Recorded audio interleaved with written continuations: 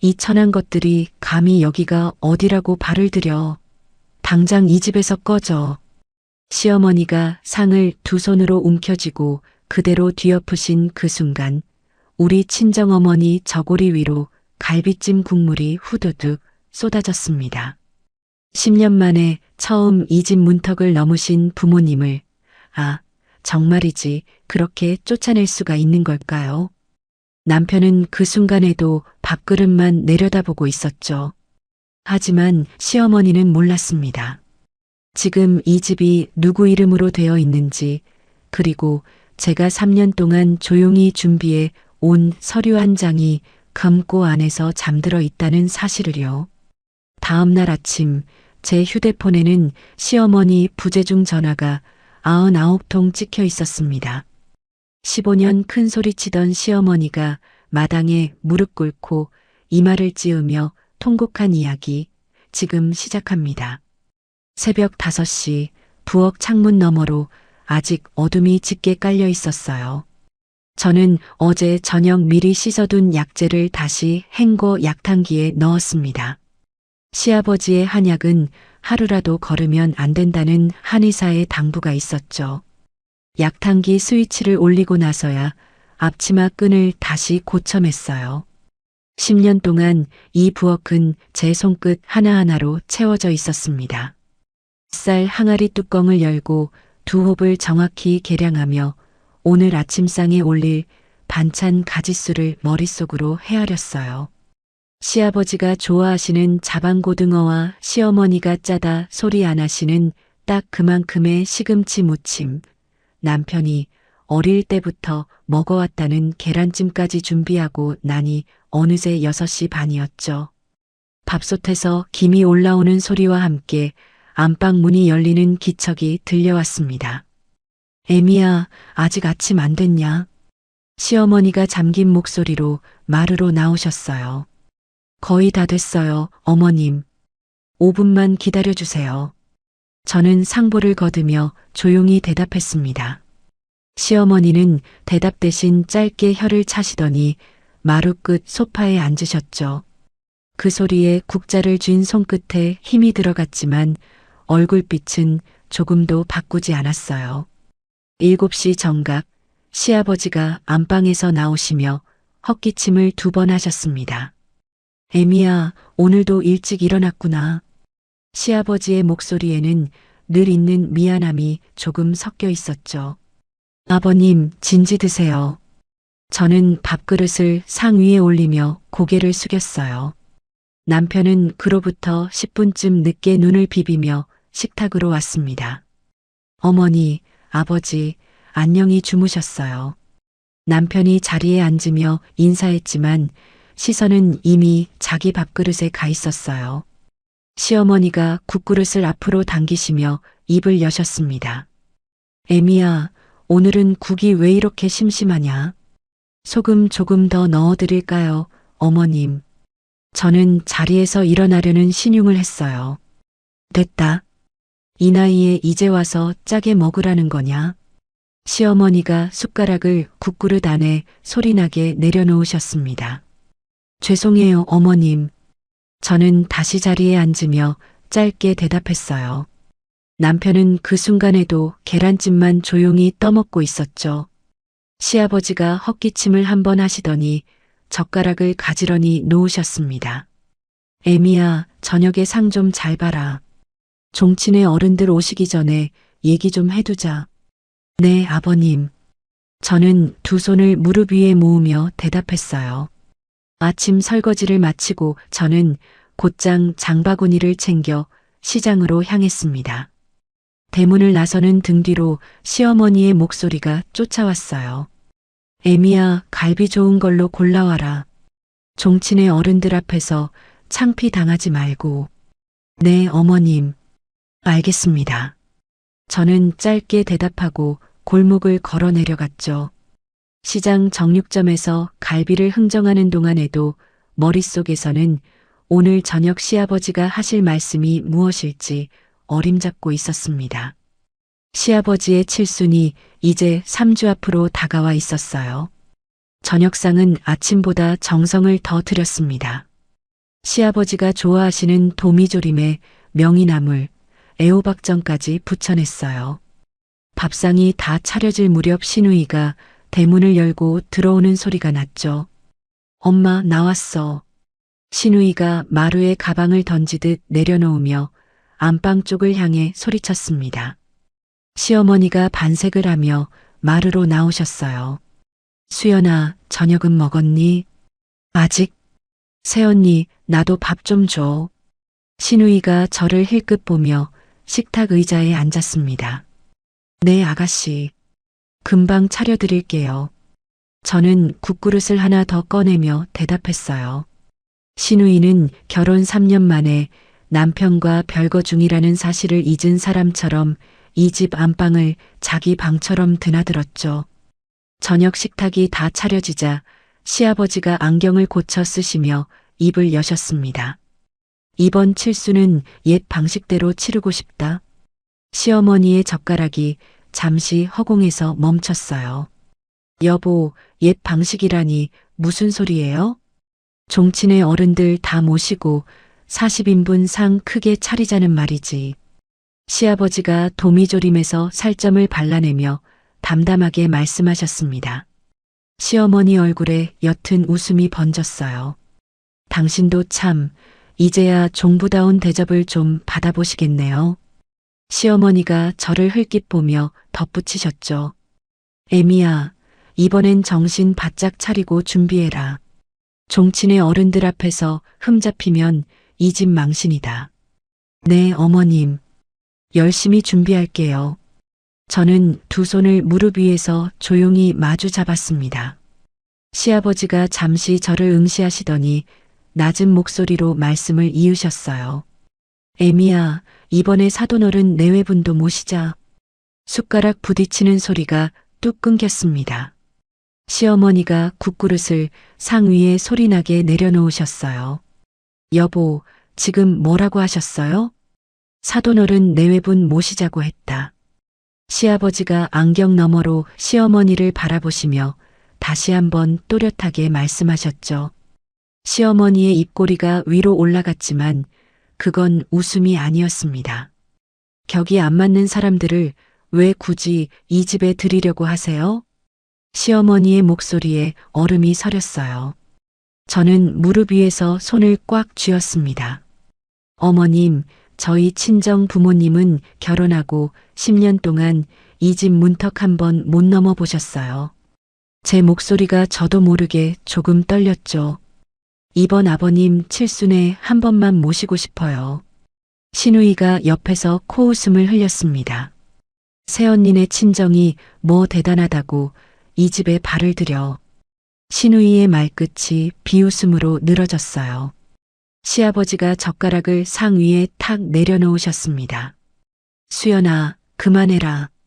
시아버지의 목소리에 시누이가 입술을 삐죽였어요.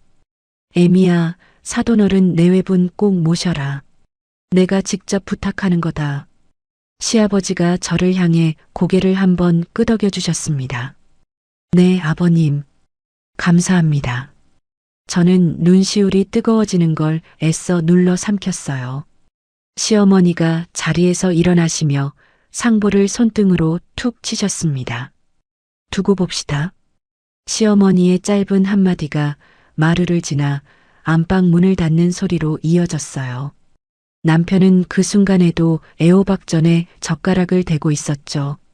저는 남편을 바라보았습니다. 여보, 뭐라고 좀 해봐. 제 목소리가 아주 낮게 새어나왔어요. 남편이 젓가락을 내려놓으며 어색하게 웃었습니다. 지연아, 어머니가 원래 좀 그러시잖아. 시간 지나면 괜찮아질 거야. 10년이야, 여보. 10년 동안 시간이 지나면 괜찮아진다고 했어. 제 목소리가 떨렸지만 남편은 시선을 다시 밥그릇으로 돌렸어요. 오늘은 그냥 넘어가자, 응? 남편의 그 한마디에 저는 더 이상 말을 잇지 않았습니다. 10년 동안 익숙해진 침묵이 다시 식탁 위에 내려앉았죠. 밤 10시가 조금 넘은 시각, 저는 부엌 정리를 마치고 마루 끝에 앉아 휴대폰을 꺼냈어요. 친정어머니 번호를 오래도록 바라보다 통화 버튼을 눌렀습니다. 두 번째 신호음이 채 끝나기도 전에 어머니의 목소리가 들려왔어요. 지연아, 이 시간에 웬일이니? 엄마, 놀라셨어요? 그냥 잠깐 목소리 듣고 싶어서요. 저는 애써 담담하게 말했습니다. 수화기 너머에서 어머니가 짧게 웃으셨어요. 우리 딸이 새삼스럽게 무슨, 엄마 다음 주 토요일에 시간 있으세요? 토요일? 왜 무슨 일 있니? 아버님 칠순이에요. 엄마 아빠 오시라고요. 수화기 너머로 침묵이 흘렀습니다. 한참 뒤에야 어머니의 목소리가 아주 조심스럽게 다시 들려왔어요. 지연아, 정말 우리가 가도 되겠니? 그 짧은 한마디에 저는 눈물이 왈칵 차오르는 걸 겨우 참았습니다. 엄마, 아버님이 직접 부탁하셨어요. 꼭 오시라고요. 그래, 알았다. 아빠한테도 말씀드리마. 어머니의 목소리가 미세하게 떨렸어요. 엄마, 그때 옷 너무 신경 쓰지 마세요. 그냥 편하게 오세요. 예, 그게 어디 편하게 갈 자리니. 사돈댁인데. 어머니가 살짝 웃으시며 대답하셨습니다. 준혁이도 데리고 갈게. 그래도 되지? 네, 엄마. 준혁이도 꼭 같이 와요. 전화를 끊고 저는 마루 끝에 한참을 그대로 앉아 있었습니다. 10년이라는 시간이 창밖 어둠 속에 무겁게 가라앉아 있었죠. 밤 12시가 조금 넘은 시각, 저는 서재로 들어갔습니다. 서재 안쪽 벽에 붙박이로 세워둔 금고 앞에 서서 잠시 숨을 골랐어요. 번호 8자리를 차분히 눌러넣자 묵직한 문이 스르륵 열렸습니다. 봉투 하나가 15년째 그 자리에 잠들어 있었죠. 봉투 겉면에는 아무 글씨도 적혀 있지 않았지만 그 안에 든 종이의 무게는 이 집 전체보다 무거웠어요. 저는 봉투를 꺼내지 않고 손끝으로 한번 쓸어보기만 했습니다. 옆에 나란히 놓인 또 다른 서류철을 짧게 응시했어요. 지난 3년 동안 김 변호사와 조용히 준비해온 것들이 그 안에 차곡차곡 정리되어 있었죠. 책상 위에 놓인 휴대폰을 집어들고 저는 김 변호사에게 짧은 문자를 보냈습니다. 다음 주 임시 주주총회 소집 통지 준비 상황을 확인해 달라는 내용이었어요. 문자를 전송하고 화면이 어두워지는 걸 저는 오래도록 바라보았습니다. 주주총회 날짜는 정확히 칠순 잔치 다음 주로 잡혀 있었죠. 저는 금고를 다시 닫고 서재 불을 껐어요. 거실을 지나 안방으로 향하는 짧은 걸음 위로 시어머니의 코 고는 소리가 문틈으로 새어나왔습니다. 저는 그 문 앞에서 잠시 걸음을 멈추었어요. 10년이라는 시간이 이 좁은 복도 안에 켜켜이 쌓여 있는 것 같았죠. 방으로 들어와 이불을 덮으며 저는 잔치 준비 목록을 머릿속으로 하나씩 정리했습니다. 갈비를 재우는데 이틀, 전을 부치는데 하루, 잡채와 나물은 잔치 전날 아침에 무쳐야 색이 곱게 살아난다는 것까지요. 창밖으로 봄바람이 얕게 지나가는 소리가 들려왔어요. 내일 아침엔 어머니와 백화점에 들러 아버님 넥타이와 어머님 스카프를 골라야겠다고 저는 조용히 눈을 감았습니다. 칠순 잔치 당일 새벽 4시, 저는 알람이 울리기도 전에 눈을 떴어요. 이불을 개고 부엌으로 나가자 어제 저녁부터 육수를 우려낸 냄비에서 은은한 김이 올라오고 있었습니다. 40인분 상차림의 마지막 손질이 오늘 아침 안에 끝나야 했죠. 저는 팔을 걷어붙이고 갈비찜 냄비 뚜껑을 열었어요. 간이 잘 배어들었는지 국물을 한 숟갈 떠 입에 대보니 딱 알맞은 짠기가 혀끝에 감돌았습니다. 구절판에 올릴 채소는 결대로 곱게 채 썰어 접시 위에 방사형으로 정리했어요. 신선로에 담을 재료들은 색이 어긋나지 않도록 하나씩 자리를 잡아나갔죠. 새벽 6시가 넘어가자 마당 쪽에서 낯익은 발소리가 들려왔습니다.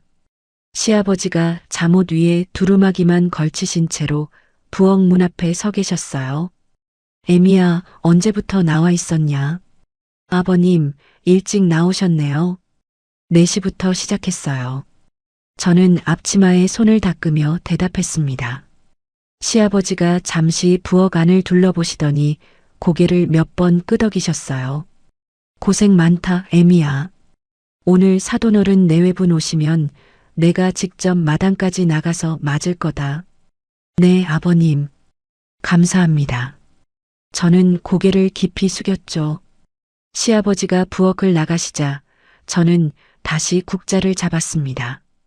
방금 하신 말씀이 가슴 어딘가에 조용히 내려앉는 걸 느끼면서요. 오전 9시 저는 대청마루와 마당까지 물걸레질을 마치고 한복을 갈아입기 시작했어요. 옷고름을 매는 손끝이 미세하게 떨렸습니다. 10년 동안 이 집에서 명절이든 제사든 홀로 상을 지켜왔지만 오늘처럼 심장이 뛰는 아침은 처음이었어요. 오전 10시가 조금 넘자 대문 밖에서 자동차 문 여닫는 소리가 연달아 났습니다.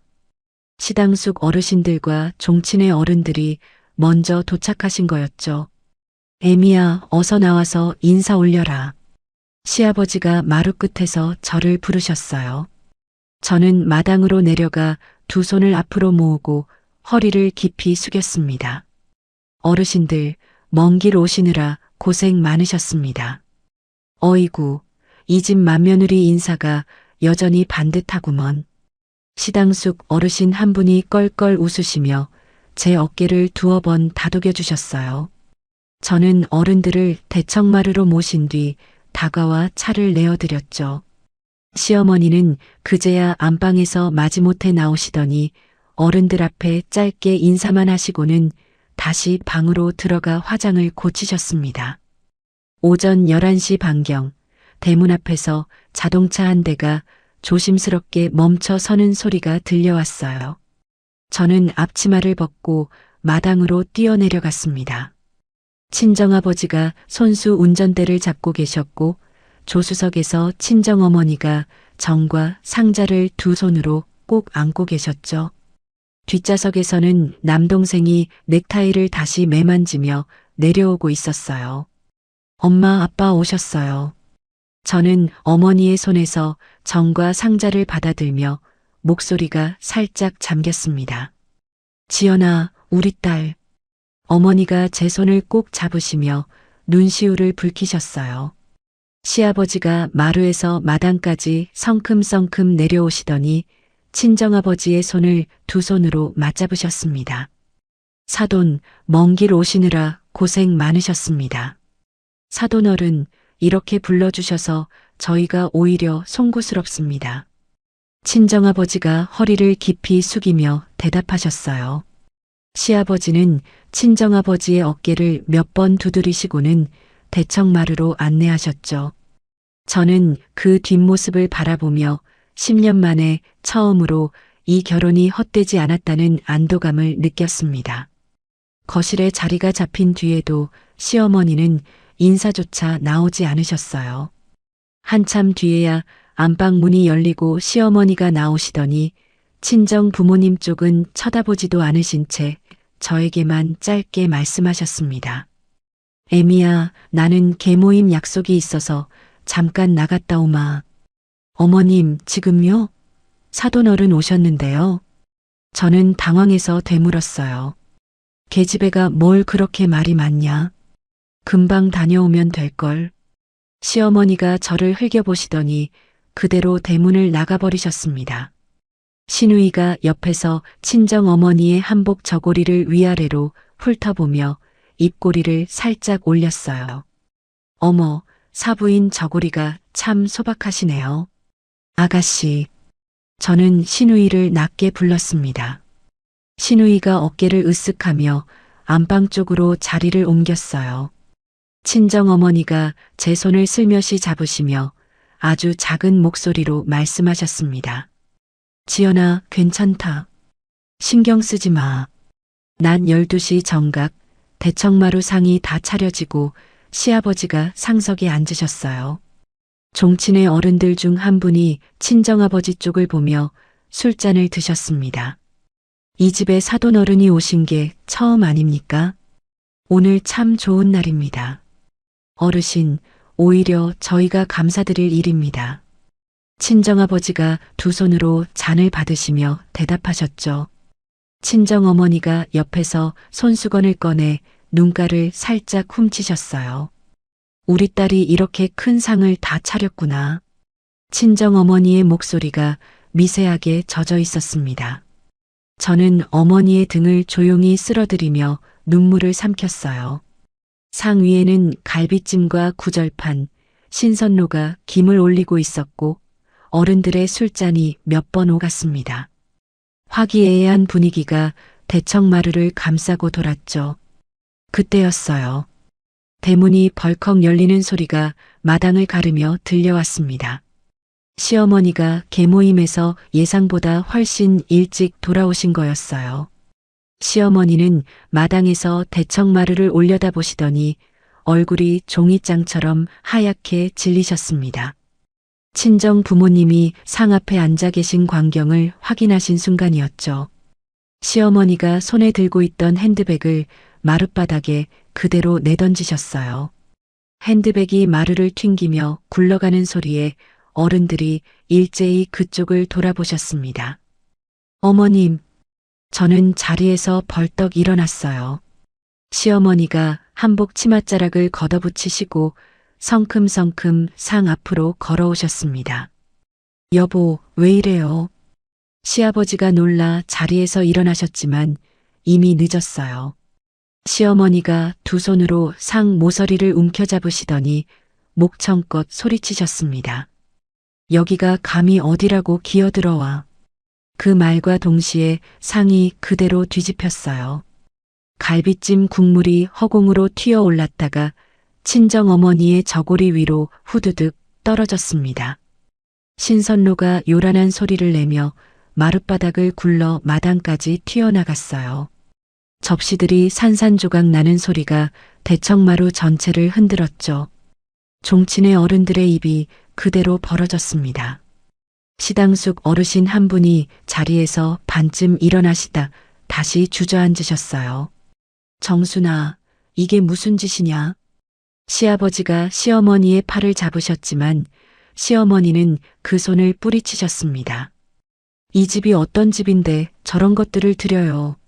조상님 뵐 낯이 없어. 시어머니의 목소리가 대청마루를 갈랐어요. 친정어머니는 저고리 위로 흘러내린 국물을 내려다보시며 조용히 자리에서 일어나셨습니다.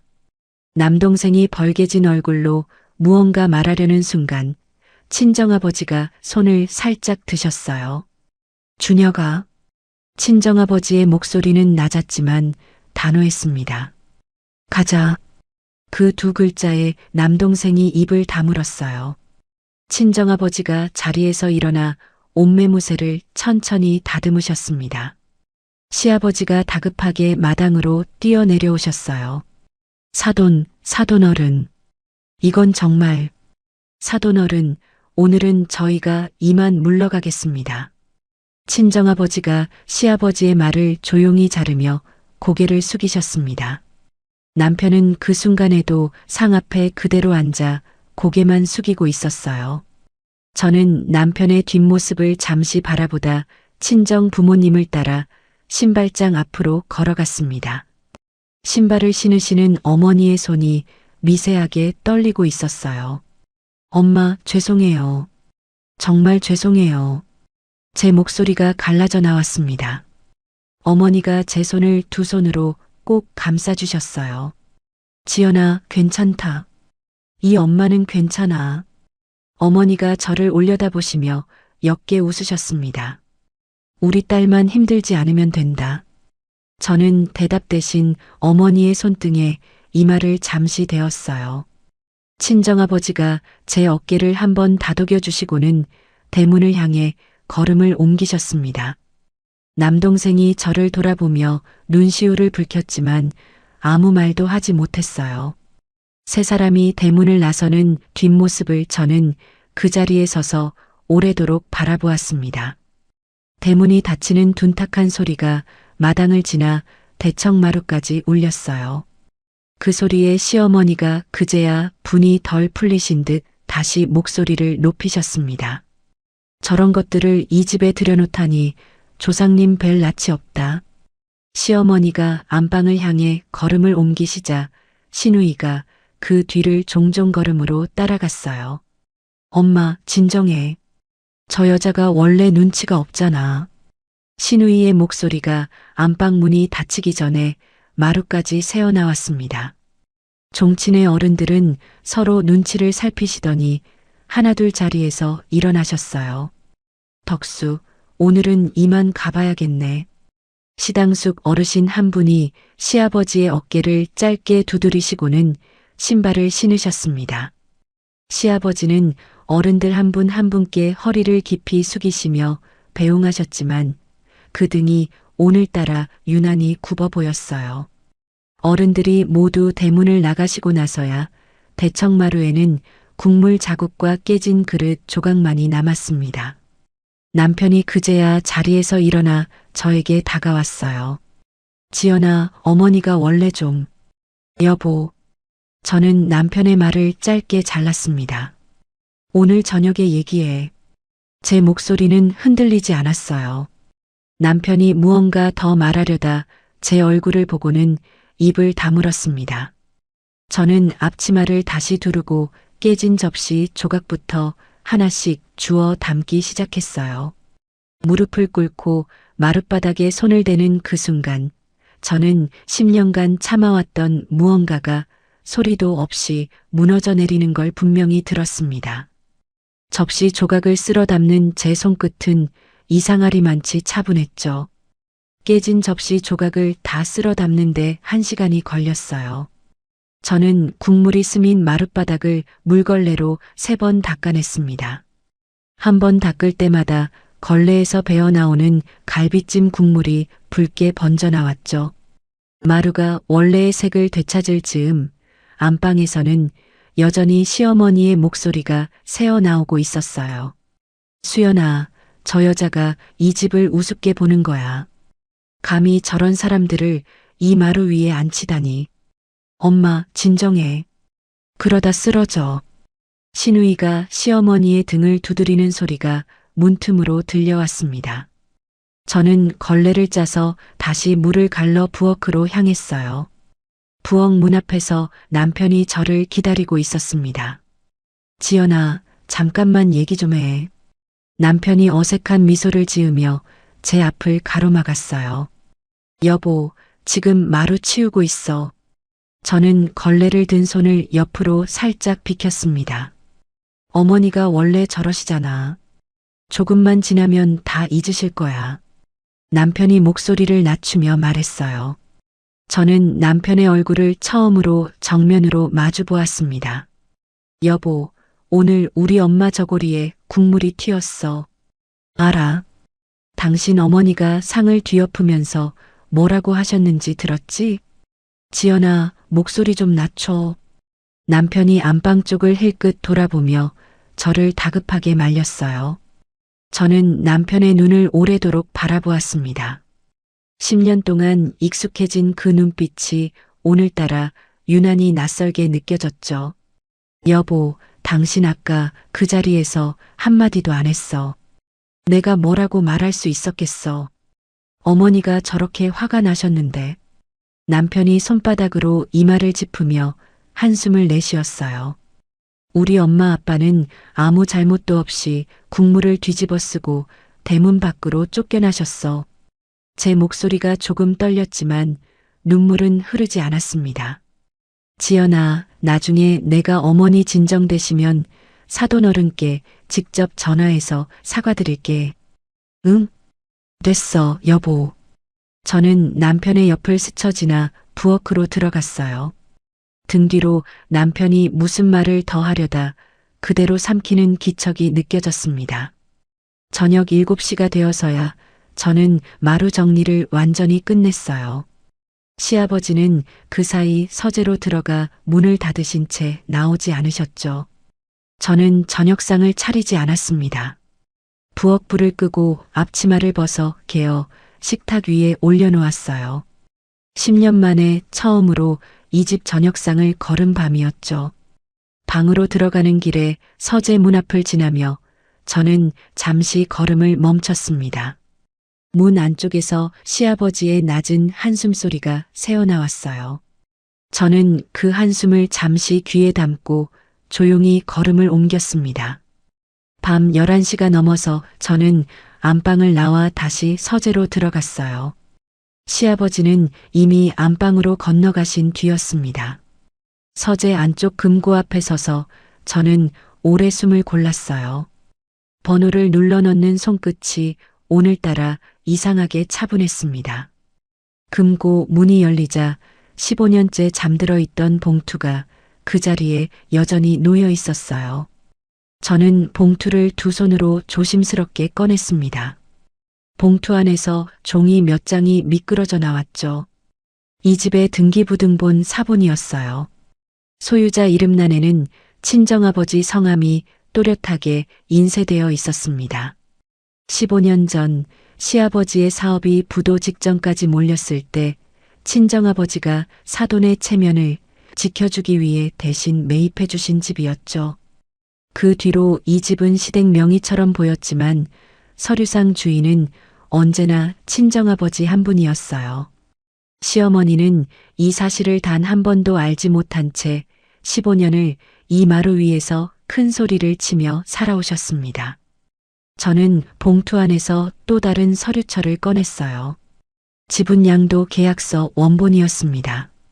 시아버지가 3년에 걸쳐 회사 지분 42%를 며느리인 제 앞으로 조용히 이전해 두신 서류들이었죠.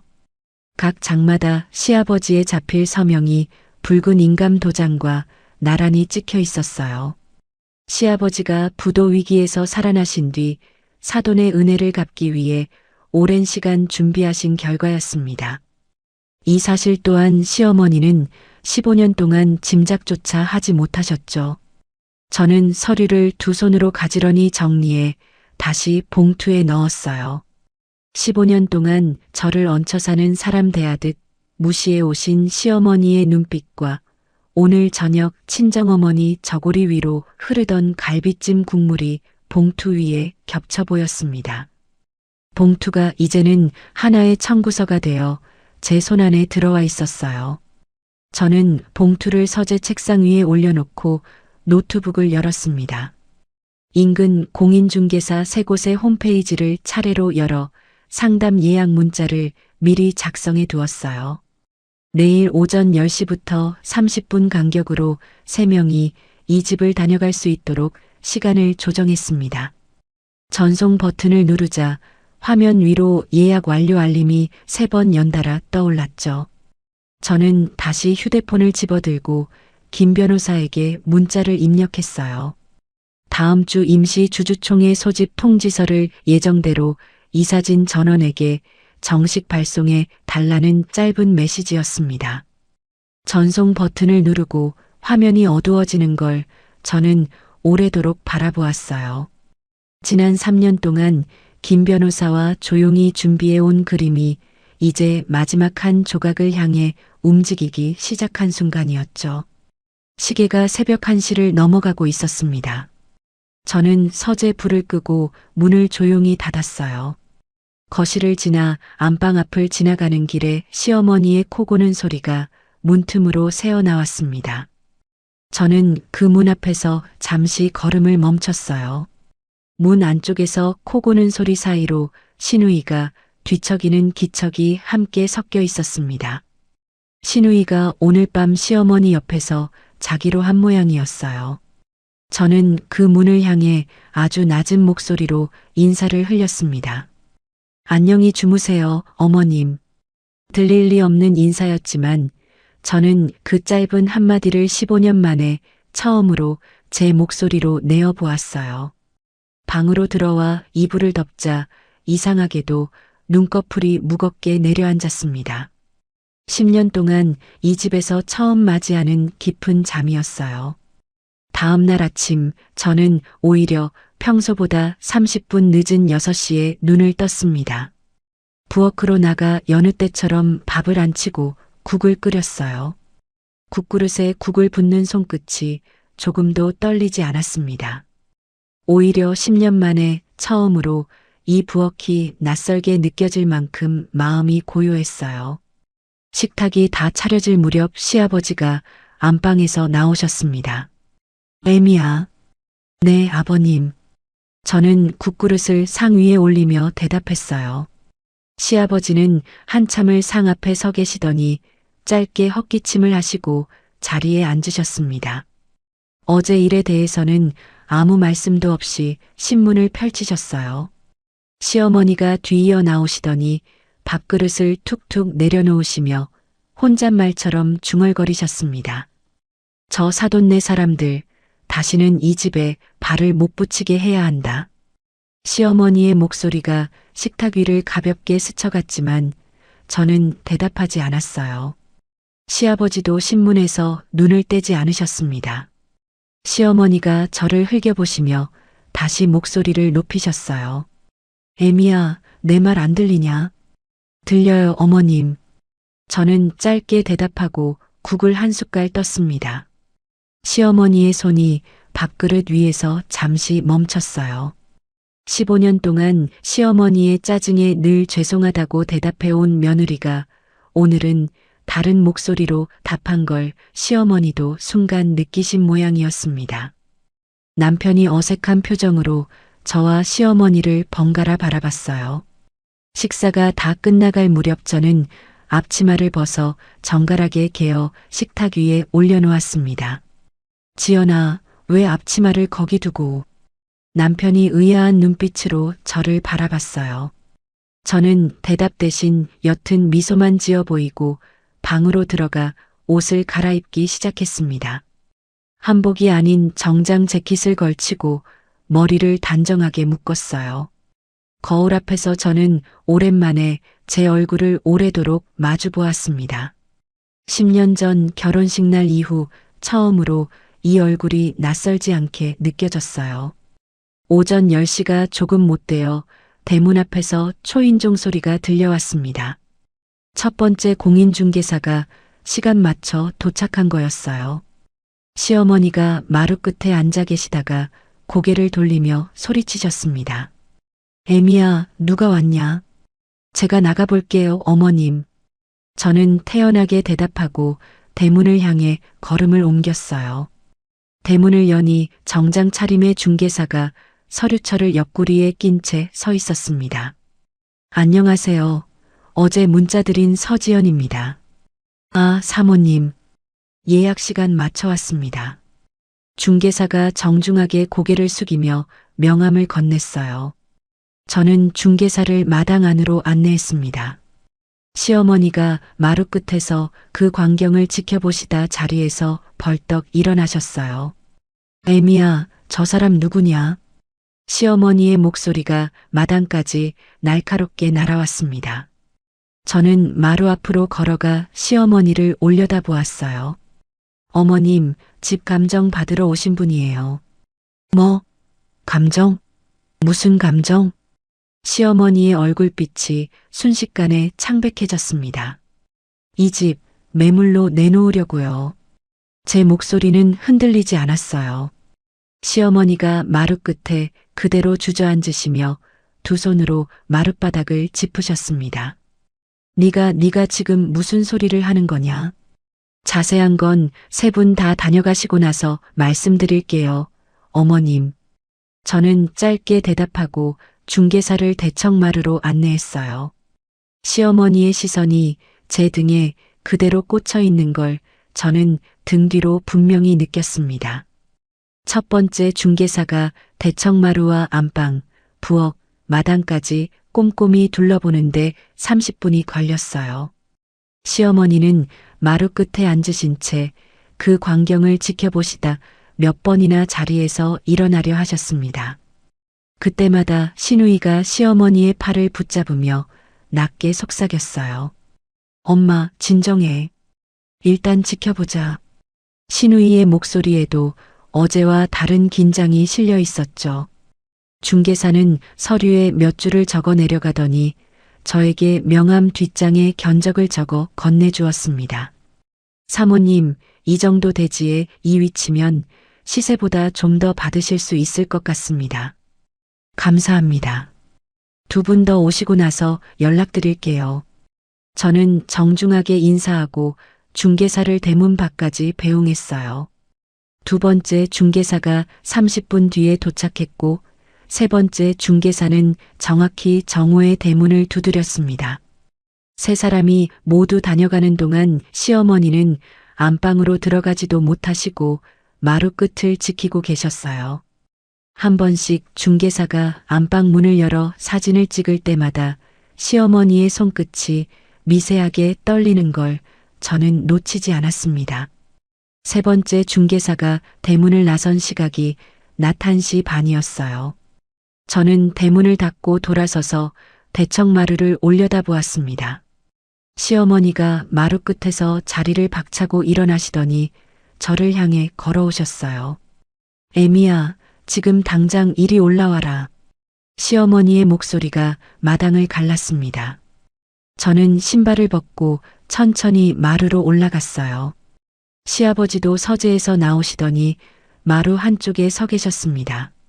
남편은 그 옆에서 넥타이를 만지작거리며 어정쩡한 표정으로 저와 시어머니를 번갈아 바라봤어요.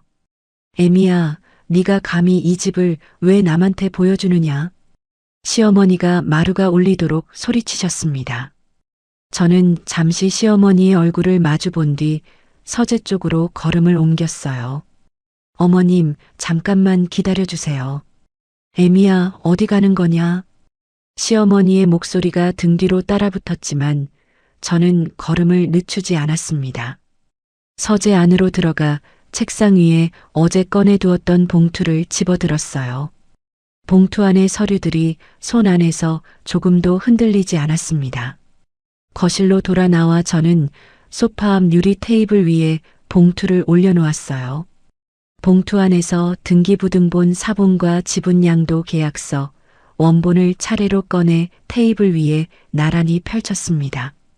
시아버지가 그 서류를 보시는 순간 얼굴빛이 순식간에 잿빛으로 변하셨어요. 애미야, 그건... 시아버지가 무언가 말씀하시려다 그대로 입을 다무셨습니다. 시어머니가 그제야 소파 쪽으로 다가오시더니 서류를 내려다보셨어요. 이게 뭐냐? 이게 다 뭐야? 시어머니가 서류 한 장을 부들부들 떨리는 손으로 집어드셨습니다. 등기부등본 소유자 이름란에 인쇄된 세 글자를 시어머니가 오래도록 응시하셨어요. 친정아버지의 성함이었습니다. 이게 왜 여기 있냐? 이 집 소유자가 왜? 시어머니의 목소리가 서서히 갈라져 나왔어요. 시아버지가 고개를 깊이 숙이신 채 아무 말씀도 하지 않으셨습니다. 시어머니가 시아버지 쪽을 획 돌아보시며 서류를 흔들어 보이셨어요. 여보, 이게 무슨 소리예요? 우리 집이 왜 사돈 이름으로 되어 있어요? 시아버지가 소파 등받이를 짚으시며 힘겹게 입을 여셨습니다. 15년 전이었어. 15년 전? 시어머니의 목소리가 한 옥타브 올라갔어요. 내가 부도 직전까지 몰렸을 때 사돈 어른이 이 집을 대신 매입해 주셨소. 시아버지의 목소리가 무겁게 가라앉았습니다. 당신 체면 지키라고 아무한테도 말하지 말라고 하시면서 뭐라고요? 뭐라고 하셨어요? 시어머니가 서류를 손에서 놓치시며 소파 앞에 그대로 무너지듯 주저앉으셨어요. 이 집이 우리 집이 아니었다는 거예요? 시어머니의 목소리가 갈라지고 있었습니다. 명의만 사돈어른 이름으로 되어 있었지만 무상으로 살게 해주신 거요. 시아버지가 눈을 감으신 채 대답하셨어요. 시어머니가 두 손으로 얼굴을 감싸시더니 그 자리에서 흐느끼기 시작하셨습니다. 저는 그 광경을 잠시 지켜본 뒤 지분양도 계약서를 시어머니 앞으로 조용히 밀어놓았어요. 어머님, 이것도 보세요. 시어머니가 눈물을 훔치시며 계약서를 집어드셨습니다. 계약서 위에 붉게 찍힌 인감 도장과 그 옆에 나란히 자리한 시아버지의 자필 서명을 시어머니가 오래도록 응시하셨어요. 양수인 이름란에는 제 이름이 또렷하게 인쇄되어 있었습니다. 이건 또 뭐예요? 시어머니가 계약서를 시아버지 앞으로 흔들어 보이셨어요. 3년에 걸쳐 회사 지분 42%를 애미 앞으로 이전했소. 시아버지가 조용히 대답하셨습니다. 뭐라고요? 회사 지분을 며느리한테 왜요? 시어머니가 자리에서 벌떡 일어나시며 목청껏 소리치셨어요. 사돈어른께 진 빚을 갚을 방법이 그것밖에 없었어. 시아버지의 목소리가 낮게 떨렸습니다. 내가 이 집이 우리 집인 줄 알고 15년을 그렇게 살았는데. 시어머니가 두 손으로 머리카락을 헝클며 소파 옆벽에 등을 기대셨어요. 내가 저 사돈네를 그렇게 무시하면서 15년을 살았는데. 시어머니의 목소리가 이제는 통곡에 가까웠습니다. 남편은 그 옆에서 서류와 저를 번갈아 바라보며 입만 뻐끔거리고 있었어요. 지연아, 이게 다 뭐야? 남편이 겨우 목소리를 짜냈습니다.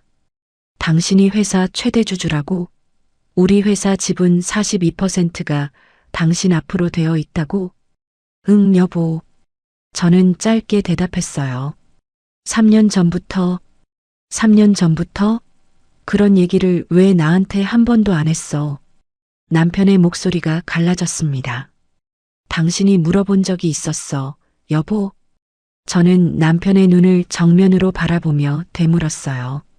내가 결혼하고 10년 동안 뭘 하고 사는지, 어떤 생각을 하고 사는지 당신이 한 번이라도 진지하게 물어본 적이 있었어? 남편이 입을 다물었습니다. 당신 어머니가 나한테 어떻게 말하는지, 아가씨가 나한테 어떤 말을 하는지 당신이 옆에서 다 들었잖아. 지연아, 그때마다 당신은 계란찜만 떠먹었어. 밥그릇만 내려다봤어. 제 목소리가 조금도 흔들리지 않았어요. 남편이 고개를 떨구었습니다. 시누이가 그제야 안방에서 나오더니 소파 앞 광경을 보고 얼굴이 새하얗게 질렸어요. 엄마, 왜 그래? 무슨 일이야? 수연아, 이 집이 우리 집이 아니래. 시어머니가 시누이의 손을 붙잡으시며 흐느끼셨습니다. 무슨 소리야, 엄마? 시누이가 서류를 집어들어 눈으로 훑어내리더니 손끝이 부들부들 떨렸어요. 새언니, 이거 진짜예요? 시누이가 저를 올려다보며 물었습니다. 어제까지 저를 새언니라고 조롱 섞어 부르던 그 목소리와는 전혀 다른 톤이었어요. 진짜예요, 아가씨. 저는 짧게 대답했습니다. 시누이가 서류를 소파 위에 힘없이 내려놓았어요. 저는 테이블 위 서류를 다시 봉투에 정리해 넣었습니다. 봉투 입구를 접어 옆구리에 끼우고 저는 소파 앞에 선 채로 세 사람을 차례로 바라봤어요. 이 집은 2달 안에 매매 절차 마무리하고 나갈 예정이에요. 제 목소리가 거실 안에 조용히 내려앉았습니다. 짐 정리 시작해 주셨으면 좋겠어요. 애미야, 잠깐만. 시아버지가 목소리를 힘겹게 짜내셨어요. 내가 사돈어른께 다시 부탁드려 보마. 이 집을. 아버님, 이 집 문제는 이미 저희 친정아버지랑 오래전에 얘기가 끝난 부분이에요. 저는 시아버지의 말씀을 조용히 자르며 대답했습니다. 시아버지가 그 자리에 그대로 얼어붙으셨어요. 지연아, 나는 이제 어떻게 해야 돼? 남편이 저에게 다가오며 팔을 잡으려 했습니다. 저는 남편의 손을 조용히 피했어요. 여보, 그건 앞으로 당신이 스스로 생각해 볼 문제야. 지연아, 우리 얘기 좀 해. 응? 시간을 좀 줘. 남편의 목소리가 다급해졌습니다. 저는 대답 대신 봉투를 다시 옆구리에 고쳐 끼우고 현관 쪽으로 걸음을 옮겼어요. 시어머니가 그제야 소파에서 몸을 반쯤 일으키시며 저를 향해 손을 뻗으셨습니다. 애미야, 지연아, 이 어미가 잘못했다. 앉아봐라. 얘기 좀 하자. 15년 만에 처음으로 시어머니가 제 이름을 부드럽게 부르시는 순간이었어요. 저는 그 자리에서 걸음을 잠시 멈췄지만 뒤를 돌아보지는 않았습니다. 어머님, 어제 어머님이 저희 엄마 저고리에 국물을 쏟으실 때는 어머님이 지금 저한테 하시는 그 목소리를 안 쓰셨어요. 제 목소리는 나지막했지만 거실 전체에 또렷이 울렸어요. 어머님, 몸 조심하세요. 저는 그렇게만 대답하고 현관문을 열었습니다.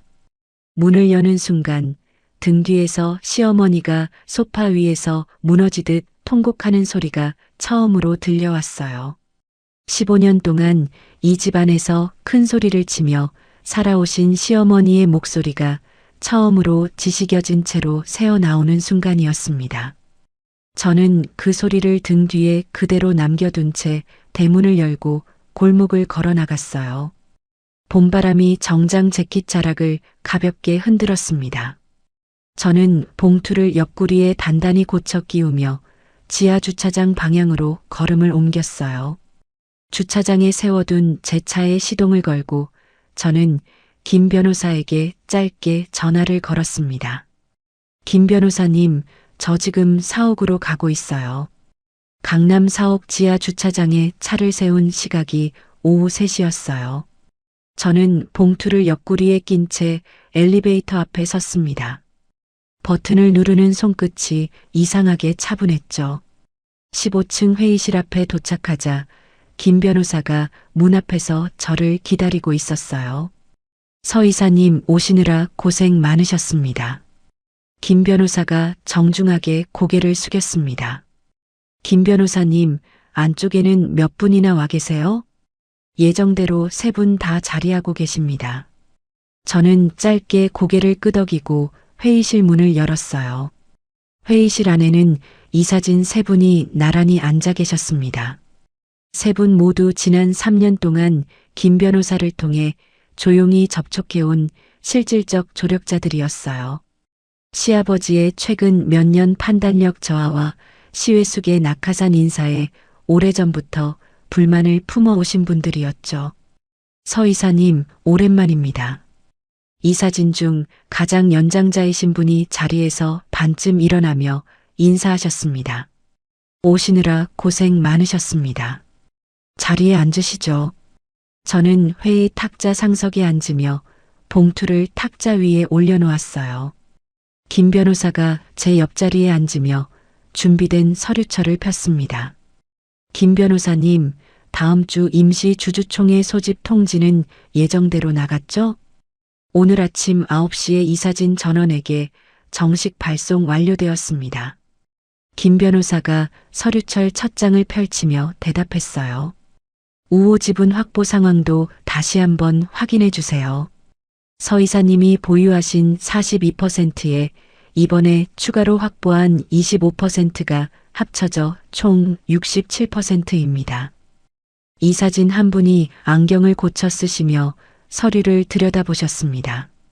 이 정도면 특별결의 요건은 넉넉히 넘기는 거죠? 넘깁니다. 이번 총회 안건은 사실상 통과 확정 수순으로 봐도 무방합니다. 김 변호사가 담담하게 대답했어요. 저는 봉투에서 미리 준비해온 안건 목록을 꺼내 이사진 앞에 나눠드렸습니다. 이번 총회에 상정될 안건은 크게 3가지예요. 말씀하시죠.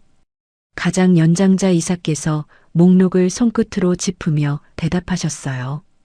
첫째, 시외수께서 임원으로 계신 계열사 2곳의 부실계약 감사와 임원 해임 표결이에요. 이사진 3분이 서로 눈을 마주치며 짧게 고개를 끄덕이셨습니다. 둘째, 아버님의 대표이사 직함은 명예직으로 유지하되 실질적 경영권은 전문 경영인에게 이관하는 안건이에요. 김 변호사가 그 옆에서 관련 서류를 이사진 앞으로 밀어 넣었어요. 셋째, 계열사 2곳의 부실 계약 정리 방안이에요. 서 이사님, 회장님께는 이 안건들 언제 말씀 올리실 계획입니까? 이사진 한 분이 조심스럽게 물으셨습니다. 저는 잠시 서류를 내려다본 뒤 대답했어요. 오늘은 아직이요. 총회 하루 전에 직접 찾아뵙고 말씀 올릴 생각이에요. 회장님께서 받아들이시겠습니까? 가장 연장자 이사께서 목소리를 낮추셨습니다. 받아들이실 거예요. 저는 짧게 대답했어요. 아버님도 오래전부터 시외숙 문제로 마음고생하신 걸 알고 있어요. 김 변호사가 옆에서 서류철을 다시 정리하며 덧붙였습니다. 회장님 명예대표이사 전화는 회장님 스스로의 예우를 지키는 방향으로 문안을 다듬어 두었습니다. 고마워요, 김 변호사님. 저는 서류철을 봉투 옆에 나란히 놓았어요. 회의는 30분 만에 끝났습니다. 이사진이 자리에서 일어나 저에게 차례로 목례를 하시고 회의실을 나가셨어요. 김 변호사가 마지막까지 남아 서류를 챙기며 저에게 물었습니다. 서 이사님, 오늘 저녁은 어디로 가십니까? 친정으로 가려고요. 모레 아침 다시 뵙겠습니다. 김 변호사가 정중하게 인사하고 회의실을 나갔어요. 저는 잠시 텅 빈 회의실에 혼자 앉아 창밖을 내다보았습니다. 강남 사거리를 오가는 자동차들이 한없이 작아 보였어요. 바로 그 시각 시댁집 거실에서는 다른 목소리가 오가고 있었어요. 시어머니가 소파 위에서 몸을 반쯤 일으키시며 남편의 팔을 붙잡으셨습니다. 태호야, 애미가 대체 무슨 짓을 벌이고 있는 거냐? 당장 알아봐라. 어머니, 저도 지금 뭐가 뭔지 하나도 모르겠어요. 남편이 어머니 옆에 주저앉으며 손바닥으로 이마를 짚었어요. 회사 지분 42%라니. 42%가 애 앞으로 되어 있다는 게 말이 되는 소리냐? 시어머니가 다시 통곡을 시작하셨습니다.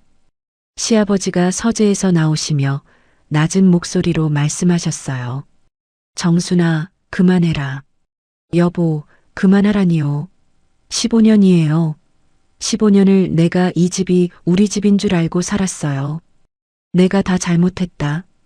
시아버지가 짧게 대답하시고 다시 서재로 들어가 문을 닫으셨어요. 남편이 그 문을 오래도록 바라보다 휴대폰을 꺼내 제 번호를 눌렀습니다. 신호음이 6번 울렸지만 저는 전화를 받지 않았어요. 오후 5시가 조금 넘어 저는 사옥을 나와 친정으로 향했습니다. 친정집 대문 앞에 차를 세우고 초인종을 누르자 대문이 곧바로 벌컥 열렸어요.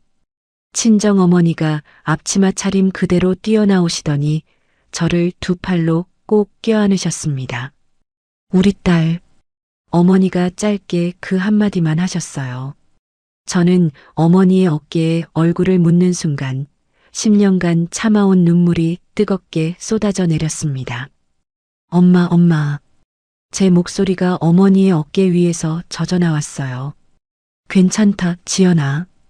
이제 다 괜찮다. 어머니가 제 등을 오래도록 쓸어주셨습니다. 친정아버지가 마루 끝에서 그 광경을 지켜보시더니 조용히 신발을 신고 내려오셨어요. 우리 딸, 어서 들어가자. 저녁 다 됐다. 친정아버지가 제 어깨를 짧게 다독여 주셨습니다. 저녁 식탁에는 어릴 때부터 제가 좋아하던 반찬들이 하나하나 올라 있었어요. 친정어머니가 손수 부친 애호박전과 조기구이, 그리고 시래기 된장국이 김을 올리고 있었습니다. 남동생이 옆자리에 앉으며 제 밥그릇에 조기살을 발라 올려주었어요. 누나, 이거 먹어. 준혁아, 고마워. 저는 조기살을 한 입 넣으며 겨우 웃어 보였습니다. 친정아버지가 소주잔에 술을 따르시며 저를 오래도록 바라보셨어요. 지연아, 네 아빠. 네가 결정하는 대로 이 아빠는 다 따라줄 거다. 걱정 말고 내 삶을 되찾아라. 친정아버지가 소주잔을 조용히 비우셨습니다. 저는 대답 대신 고개를 여러 번 끄덕였어요. 아빠, 이 집 얘기는 언제부터 아셨어요? 뭐 얘기냐? 시댁집이 아빠 이름으로 되어 있는 거요. 친정아버지가 짧게 웃으시며 소주잔을 다시 채우셨어요. 15년 전 그날부터 알고 있었지. 사돈어른이 부도 위기 때 나한테 무릎을 꿇으실 뻔했으니까. 친정아버지의 목소리가 낮게 가라앉았습니다. 그래도 사돈어른은 그 은혜를 잊지 않으셨더구나. 3년에 걸쳐 회사 지분을 우리 딸 앞으로 이전해 주신 걸 보면 말이다. 아빠는 그 사실도 알고 계셨어요? 저는 놀라 되물었어요. 작년에 김 변호사가 나한테도 한번 다녀갔다. 네가 알아야 할 때가 되면 다 얘기해 주라고 부탁해 두었지. 친정아버지가 소주잔을 비우시며 옅게 웃으셨습니다. 아빠, 저는 목이 메어 닿은 말을 잊지 못했어요. 남동생이 옆에서 제 등을 두어 번 두드려 주었습니다. 누나, 이제 우리 집에서 편하게 지내. 아무 걱정하지 말고. 고마워, 준혁아. 저는 남동생의 손등을 잠시 잡아주었어요. 밤 10시 조금 넘어 제 휴대폰이 처음으로 울리기 시작했습니다. 화면에는 남편의 이름이 떠 있었어요. 저는 휴대폰을 조용히 뒤집어 식탁 위에 내려놓았습니다. 몇 분 뒤 다시 진동이 울렸지만 저는 받지 않았어요. 그 뒤로 이번에는 시어머니의 번호가 화면 위로 떠오르기 시작했습니다. 첫 번째 부재중이 화면에 찍힌 시각이 밤 10시 40분이었어요. 시어머니의 번호가 5분 간격으로 계속해서 떠올랐습니다. 저는 휴대폰을 무음으로 돌려놓았어요.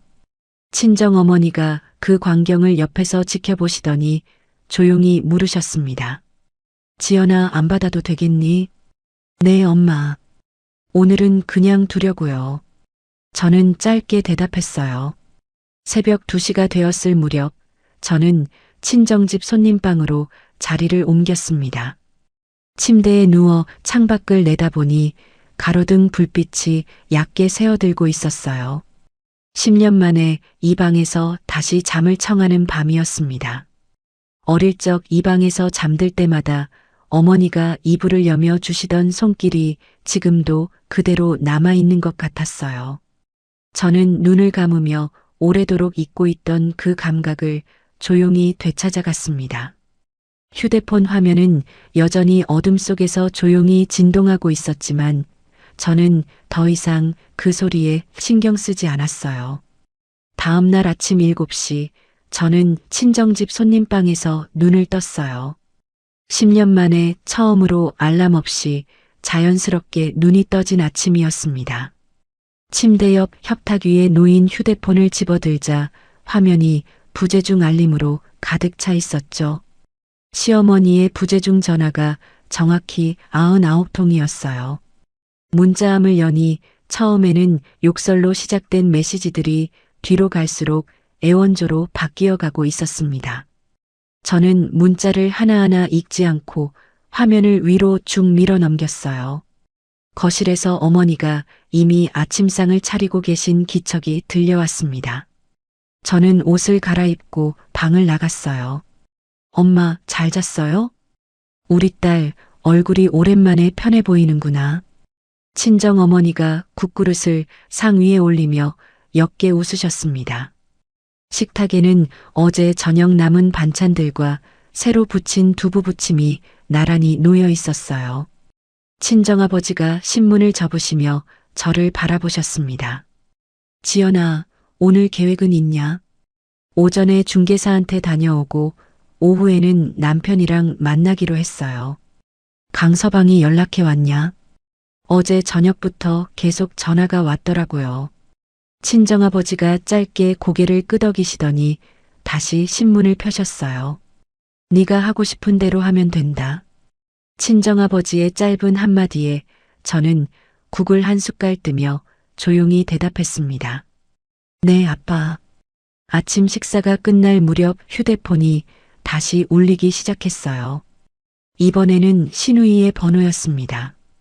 저는 잠시 화면을 바라보다 통화 버튼을 눌렀어요. 새언니, 수화기 너머로 신우이의 목소리가 다급하게 튀어나왔습니다. 어제까지 저를 조롱하던 그 목소리는 온데간데 없이 사라지고 없었어요. 새언니, 우리 엄마 어젯밤 한숨도 못 주무셨어요. 새언니 전화 안 받으신다고 밤새 우셨어요. 아가씨, 아침부터 무슨 일이에요? 우리 엄마가 원래 그런 사람 아니잖아요. 조금 성격이 급하셔서 그렇지 마음은 여린 분이잖아요. 신우이의 목소리가 낯간지러운 압으로 축축하게 젖어 있었습니다. 아가씨, 저는 신우이의 말을 짧게 잘랐어요. 아가씨가 어제까지 저희 친정 부모님을 어떻게 부르셨는지 기억나세요? 새언니, 그건 이번 아버님 잔치 전날 밤 안방에 들어와서 저한테 뭐라고 하셨는지 기억하세요? 수화기 너머에서 신우이가 짧게 숨을 삼키는 소리가 들려왔습니다. 새언니, 제가 그때 진심이 아니었어요. 그냥 장난으로. 아가씨, 저 지금 나가봐야 해서요. 끊을게요. 저는 짧게 인사하고 통화 종료 버튼을 눌렀어요. 수화기 너머에서 신우이가 무언가 더 말하려던 목소리가 그대로 잘려나갔습니다. 오전 10시, 저는 어제 다녀간 중개사 3곳 중 가장 신뢰가 갔던 곳에 전화를 걸었어요. 사장님, 어제 다녀가신 서지연이에요. 아, 사모님. 마침 저도 연락드리려던 참이었습니다. 중개사의 목소리에 반가움이 실려 있었습니다. 사장님 쪽으로 매물 등록 부탁드릴게요. 전용으로 진행해 주세요. 감사합니다, 사모님. 사실 어제 사모님 댁 다녀오고 나서 바로 매수 대기자한테 연락을 넣어봤는데요. 연락이 벌써 됐어요? 인근 재개발 이슈로 대기 중인 분이 2분이나 있습니다. 그중 한 분이 오늘 오전에 답을 주기로 하셨어요. 중개사가 서류를 넘기는 소리가 수화기 너머로 들려왔어요. 연락 오면 바로 알려주세요. 네, 사모님. 진행 상황은 문자로도 계속 공유드리겠습니다. 전화를 끊고 저는 잠시 소파에 앉아 창밖을 내다보았습니다. 친정집 마당에 심어진 목련나무 가지가 봄바람에 얕게 흔들리고 있었어요. 오전 11시 대문 앞에서 자동차 문 여닫는 소리가 짧게 들려왔습니다. 친정어머니가 창밖을 내다보시더니 저에게 조용히 말씀하셨어요. 지연아, 사돈어른께서 오셨다. 저는 소파에서 몸을 일으켰습니다. 엄마, 저는 방에 있을게요. 그래, 아빠가 나가볼 거야. 친정아버지가 겉옷을 걸치시고 대문 쪽으로 걸음을 옮기셨어요. 저는 방문을 살짝 닫고 창문 옆에 서서 마당을 내려다보았습니다. 시아버지가 대문 앞에서 친정아버지 앞에 정중하게 고개를 숙이고 계셨어요. 사돈어른, 제가 아내를 제대로 단속하지 못한 죄가 큽니다. 시아버지의 목소리가 마당까지 낮게 흘러들어왔습니다. 친정아버지는 시아버지를 안으로 들이지 않으신 채 대문 앞에서 마주 서 계셨어요. 사돈어른, 여기까지 오시게 해서 오히려 저희가 송구합니다. 저희 지연이한테도 사돈어른께서 대신 사과 좀 전해주시면 감사하겠습니다. 시아버지가 2 손을 앞으로 모으시며 다시 고개를 숙이셨습니다. 친정아버지가 잠시 침묵하시더니 낮은 목소리로 대답하셨어요. 사돈어른, 저희 지연이가 원하는 대로 하시게 두시죠. 예. 시아버지가 짧게 대답하시고 어깨를 무겁게 내려뜨리셨습니다. 오늘 이렇게 걸음하신 것만으로도 저희 딸이 마음을 조금 놓을 겁니다. 친정아버지가 시아버지의 등을 아주 잠깐 다독여 주셨어요. 시아버지는 대답 대신 여러 번 고개를 숙이시고는 대문 밖으로 발걸음을 돌리셨습니다. 친정아버지가 대문을 닫으시고 마당을 지나 마루로 올라오시는 동안 저는 창문에서 뒤로 물러섰어요. 친정아버지가 방문을 살짝 두드리셨습니다. 지연아, 아빠 들어간다. 네, 아빠. 방문이 열리고 친정아버지가 침대 끝에 앉으셨어요. 사돈어른이 다녀가셨다. 봤어요, 아빠. 네가 하기로 마음먹은 대로 하면 된다. 아빠는 아무 말도 안 했다. 친정아버지가 제 어깨를 짧게 다독여 주시고 방을 나가셨습니다. 저는 침대에 걸터 앉아 시계를 확인했어요. 오후 2시 약속까지 30분 남아 있었습니다. 친정집 근처 카페 창가 자리에 남편이 먼저 도착해 있었어요. 제가 카페 문을 열고 들어서자 남편이 자리에서 벌떡 일어났습니다. 눈이 벌겋게 충혈되어 있었고 셔츠 소매가 구겨져 있었어요. 지연아, 와줘서 고마워. 앉아, 여보. 저는 남편의 맞은편에 앉으며 짧게 대답했습니다. 남편이 두 손을 테이블 위에 올려놓으며 다시 저를 향해 몸을 숙였어요. 지연아, 어머니가 잘못하셨어. 내가 대신 사과할게. 정말 미안해. 여보, 어머니는 이제 다시는 그런 말씀 안 하실 거야. 내가 옆에서 매일 지켜볼게. 남편의 두 손이 제 손을 잡으려는 신용을 했지만 저는 손을 무릎 위로 조용히 내렸습니다. 여보, 우리 결혼한 지 10년이야. 알아. 그 10년 동안 내가 당신한테 도와달라고 부탁한 게 몇 번이었는지 기억나? 남편이 입을 다물었어요. 명절마다, 제사 때마다, 시어머니가 나한테 큰 소리 치실 때마다 나는 당신을 봤어. 지연아. 근데 당신은 늘 밥그릇만 봤어. 계란찜만 떠먹었어. 아무 말도 안 했어. 제 목소리는 조금도 흔들리지 않았어요. 남편이 두 손으로 얼굴을 감쌌습니다. 그때마다 나는 오늘만 참자, 오늘만 참자 그러면서 살았어. 그렇게 10년이 지나갔어. 내가 다 잘못했어. 이제 진짜 달라질게. 어머니한테서 우리 따로 나가서 살자. 남편이 얼굴에서 손을 떼며 저를 바라봤어요. 저는 가방에서 미리 준비해온 서류 봉투를 꺼내 테이블 위에 조용히 올려놓았습니다.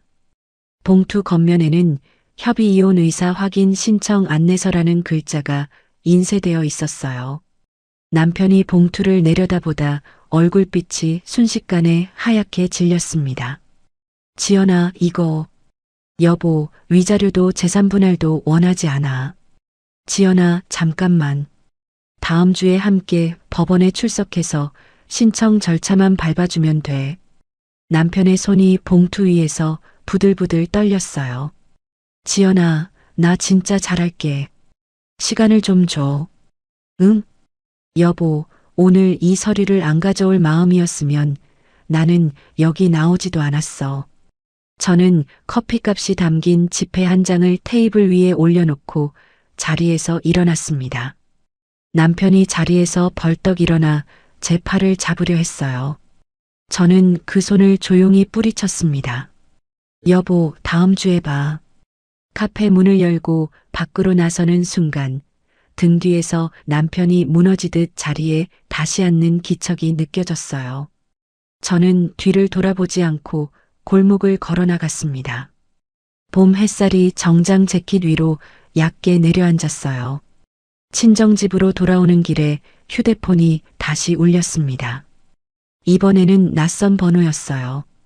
전화를 받자 오전에 통화했던 중개사의 목소리가 들려왔습니다.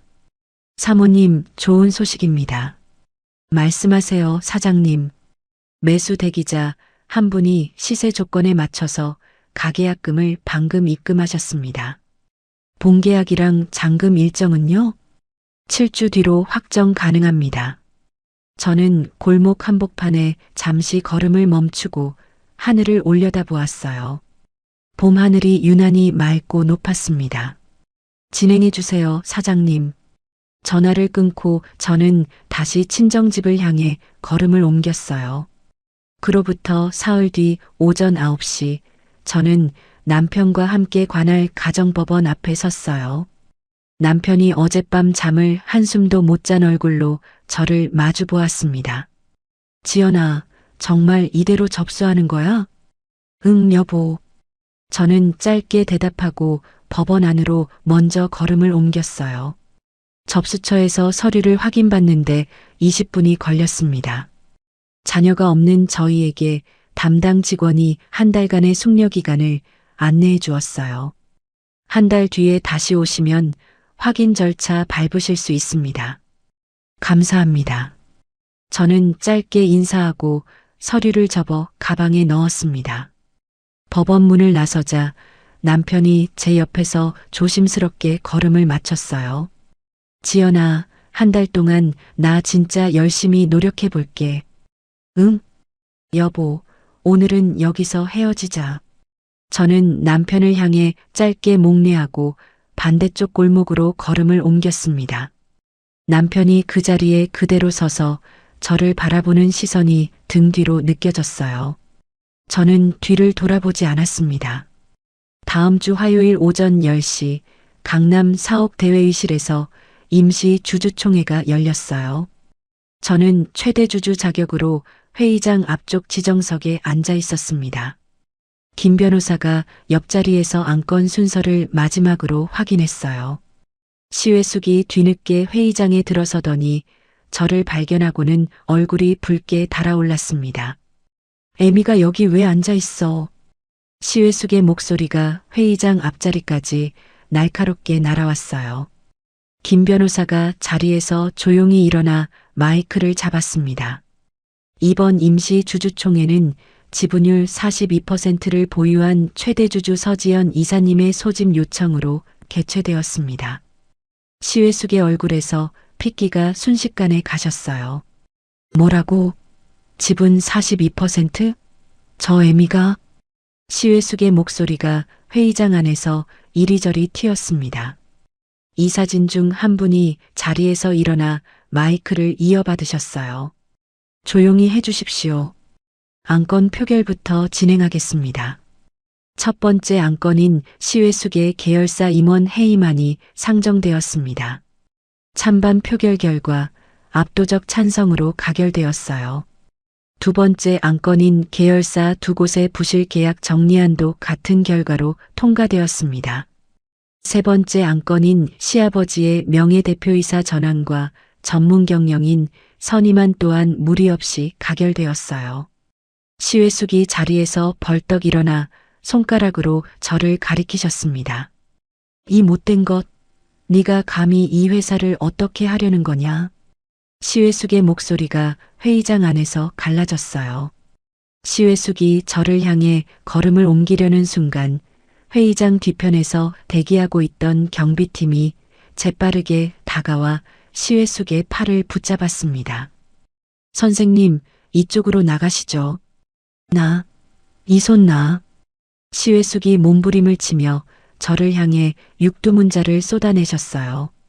저는 자리에 앉은 채 시회숙의 얼굴을 조용히 마주 보았습니다.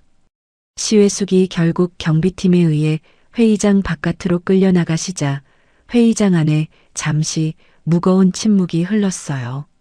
김 변호사가 마이크를 다시 잡고 폐회를 선언했습니다. 오늘 임시 주주총회는 이것으로 마치겠습니다. 참석해 주신 주주 여러분께 감사드립니다.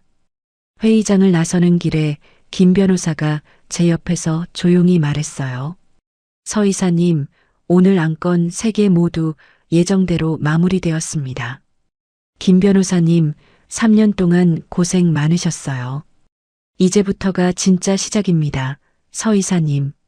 김 변호사가 옅게 웃으며 대답했습니다.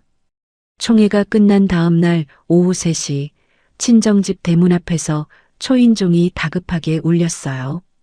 친정어머니가 인터폰을 확인하시더니 저에게 조용히 말씀하셨습니다. 지연아, 사부인께서 오셨다.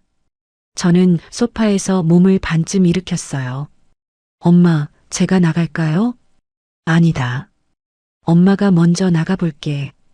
친정어머니가 앞치마를 벗어 거리에 걸고 대문 쪽으로 걸음을 옮기셨습니다.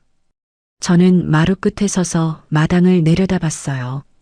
친정어머니가 대문을 여시자 시어머니가 손에 초라한 보따리 하나를 들고 마당 안으로 들어오셨습니다.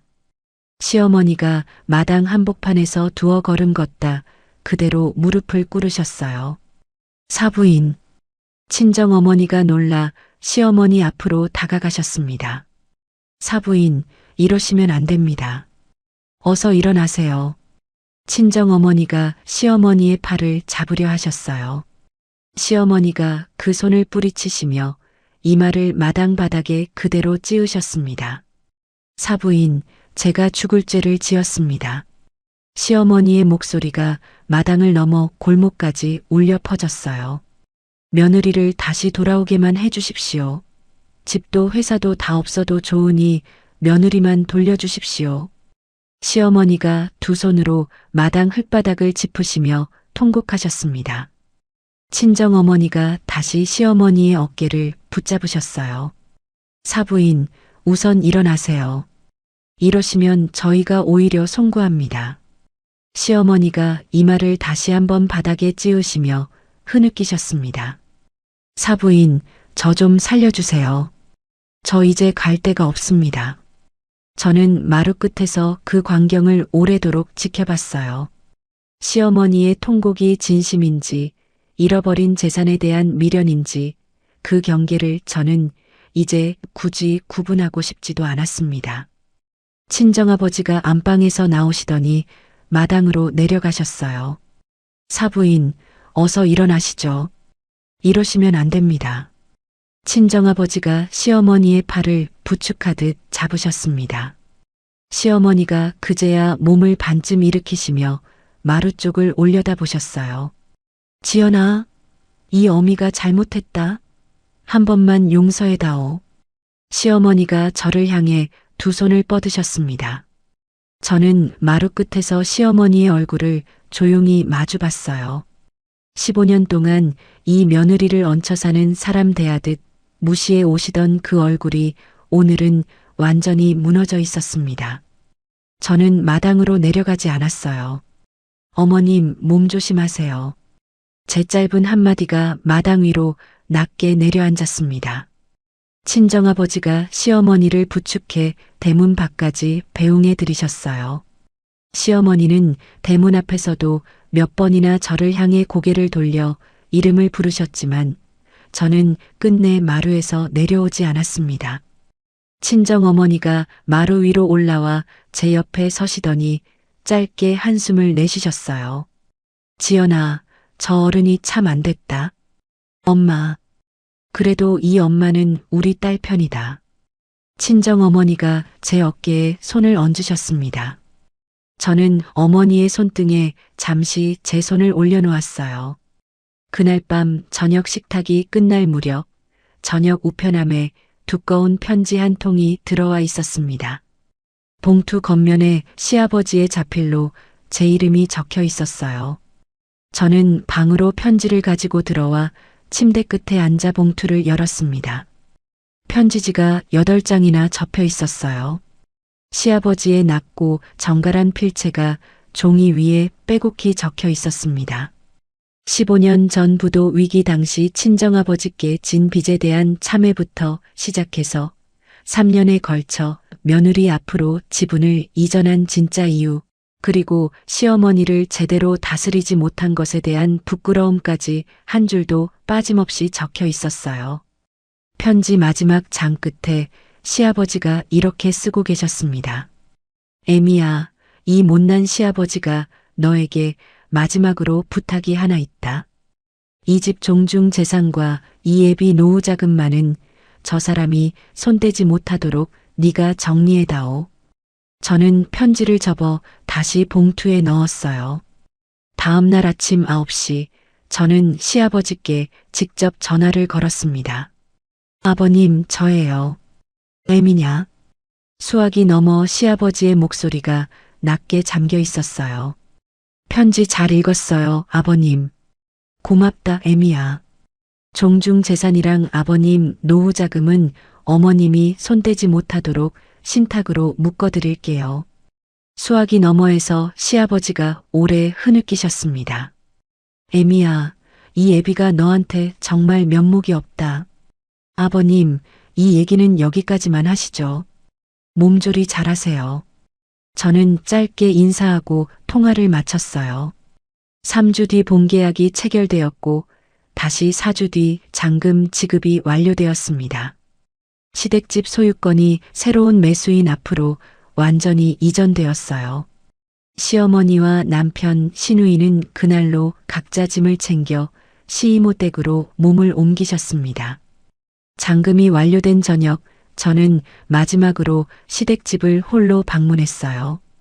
텅 빈 대청마루 위로 저녁 햇살이 얕게 내려앉고 있었습니다. 저는 부엌 문 앞에 서서 오래도록 그 안을 들여다봤어요. 10년 동안 새벽마다 앞치마를 매던 그 부엌이 이제 낯설게 느껴졌습니다. 안방 문을 열어 잠시 안을 들여다보고 대청마루 끝에 앉아 마당을 오래 응시했어요. 10년의 시간이 그 안에 가라앉아 있었지만 그 무게는 이제 저를 붙잡지 않았습니다. 저는 자리에서 일어나 대문 앞으로 걸어 나갔어요. 대문 밖에서 새 매수인이 저를 기다리고 있었습니다. 열쇠 여기 있습니다. 좋은 집이니 잘 지내세요. 저는 열쇠를 두 손으로 건네며 옅게 웃었어요. 감사합니다. 새 매수인이 정중하게 인사하고 대문 안으로 들어갔습니다. 저는 대문 앞에 잠시 서서 골목을 내려다봤어요. 봄이 지나 초여름의 저녁바람이 골목을 얕게 흔들고 지나갔습니다. 저는 뒤도 돌아보지 않고 골목을 걸어 나왔어요. 잔금 지급 완료로부터 사흘 뒤 오전 10시 저는 남편과 함께 다시 가정법원에 출석했어요. 한 달간의 숙려 기간이 지난 마지막 확인 절차였습니다. 판사 앞에서 저와 남편은 나란히 서서 최종 의사 확인을 받았어요. 두 분 다 이혼에 동의하십니까? 네, 동의합니다. 저는 짧게 대답했습니다. 남편이 잠시 침묵하다 낮은 목소리로 답했어요. 네, 동의합니다. 판사가 서류에 도장을 찍는 소리가 짧게 울렸습니다. 10년의 결혼 생활이 그 한 번의 도장 소리와 함께 서류상으로 완전히 마무리되는 순간이었어요. 법원 문을 나서자 남편이 제 옆에서 걸음을 멈췄습니다. 지연아. 응, 여보. 아니, 이제 여보라고 부르면 안 되지. 저는 옅게 웃으며 남편을 바라봤어요. 앞으로 잘 지내. 당신도 몸 조심해. 저는 짧게 목례하고 남편과 반대 방향으로 걸음을 옮겼습니다. 관할 구청에 들러 이혼 신고서를 접수하는데 30분이 걸렸어요. 담당 직원이 서류를 확인하고 접수 도장을 찍는 동안 저는 창밖으로 초여름 햇살을 내다봤습니다. 10년 만에 처음으로 온전히 제 이름 석자로 서 있는 오전이었어요. 그날 오후 저는 강남 사옥으로 향했습니다. 지난달 임시 주주총회에서 선임된 새 전문 경영인의 취임식이 오후 2시에 예정되어 있었어요. 취임식장 앞에서 김 변호사가 저를 기다리고 있었습니다. 서 이사님 오시느라 고생 많으셨습니다. 김 변호사님, 오늘이 마지막이네요. 이사회 의장직 사임 서류는 여기 준비해 두었습니다. 김 변호사가 서류철을 저에게 건넸어요. 취임식장 안으로 들어서자 새 전문 경영인이 저를 향해 정중하게 고개를 숙였습니다. 서 이사님 뽑아주셔서 감사합니다. 열심히 하겠습니다. 사장님 잘 부탁드릴게요. 저는 짧게 인사하고 최대주주 지정석에 앉았어요. 취임식이 시작되고 새 전문 경영인의 취임사가 이어졌습니다.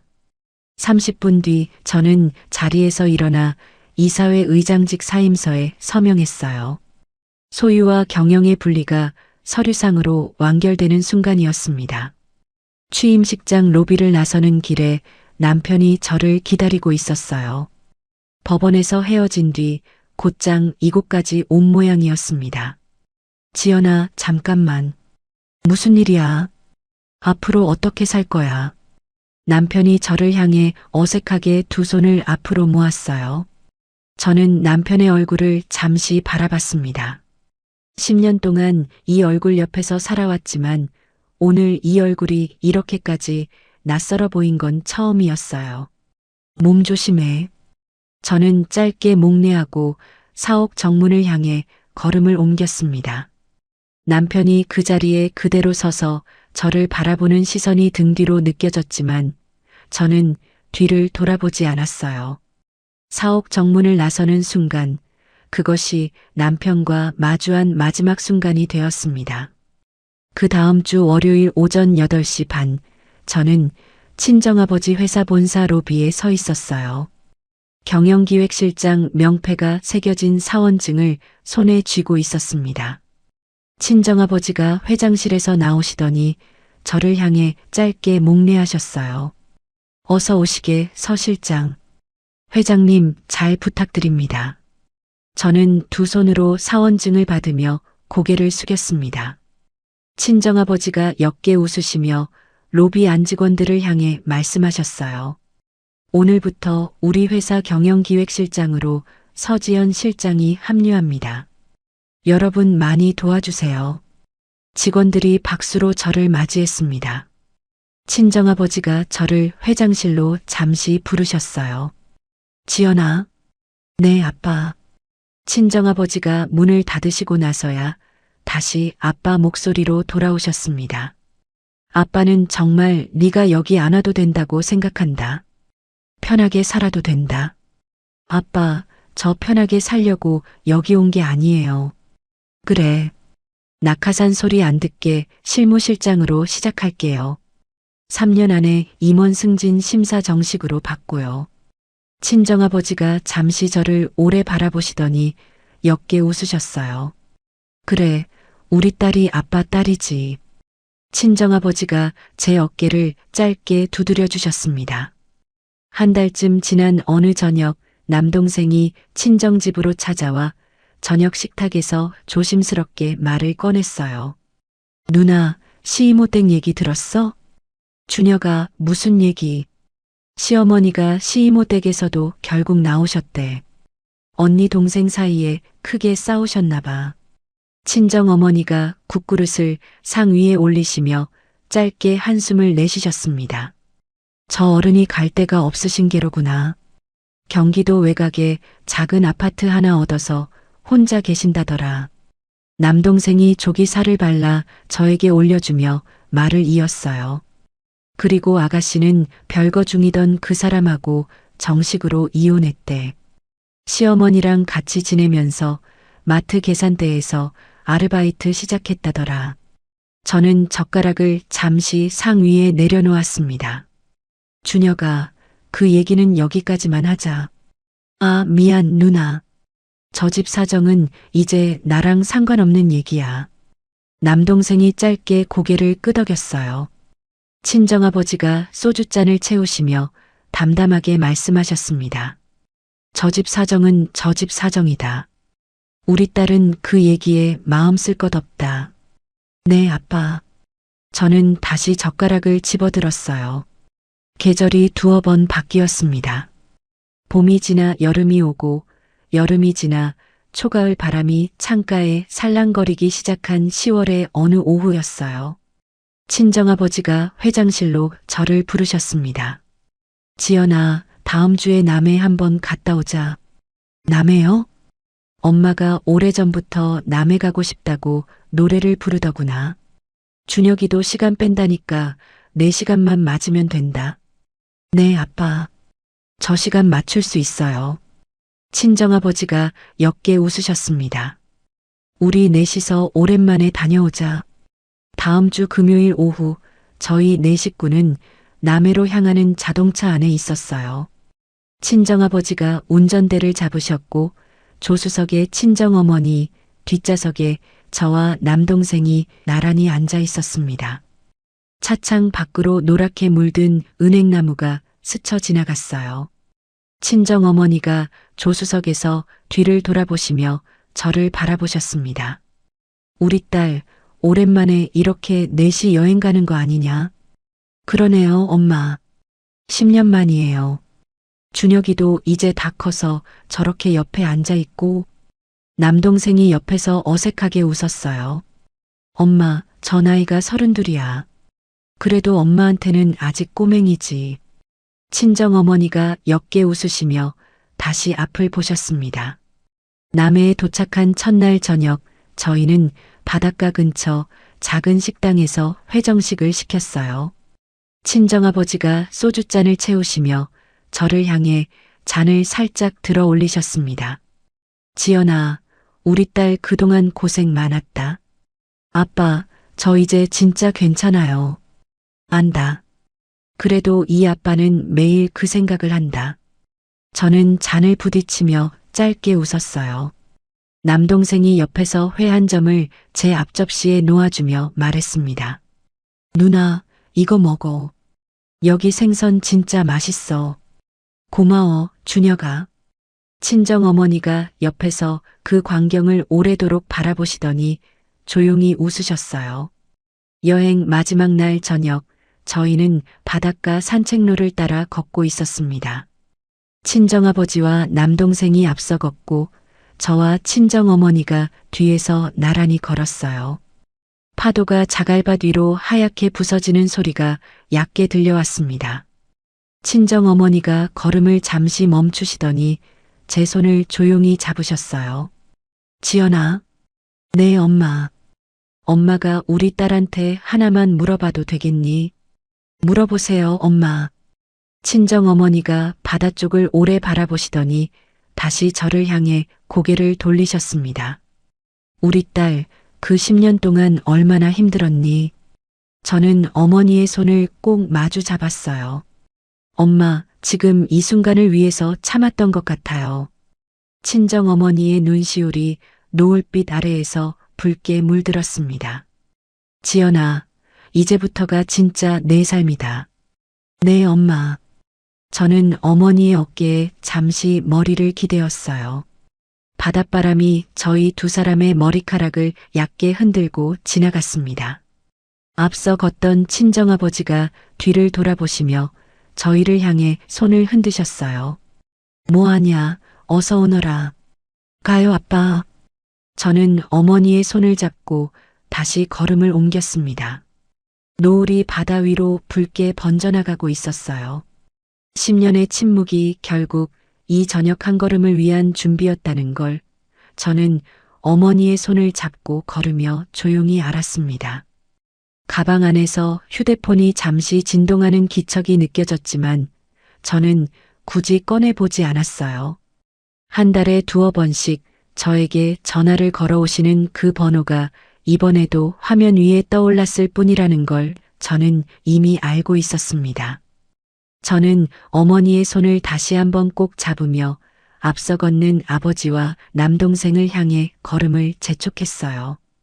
노을이 저희 네 사람의 그림자를 바닷가 자갈밭 위로 길게 늘어뜨리고 있었습니다. 여러분, 오늘 이야기 어떻게 잘 들으셨을까요? 서지연이 10년 동안 새벽마다 앞치마를 매던 그 부엌은 이제 남의 손에 넘어갔고, 큰 소리 치던 시어머니는 경기도 외곽의 작은 아파트에서 홀로 계절을 보내고 있습니다. 세상에는 두 종류의 침묵이 있습니다. 하나는 무너지는 침묵이고 다른 하나는 준비하는 침묵입니다.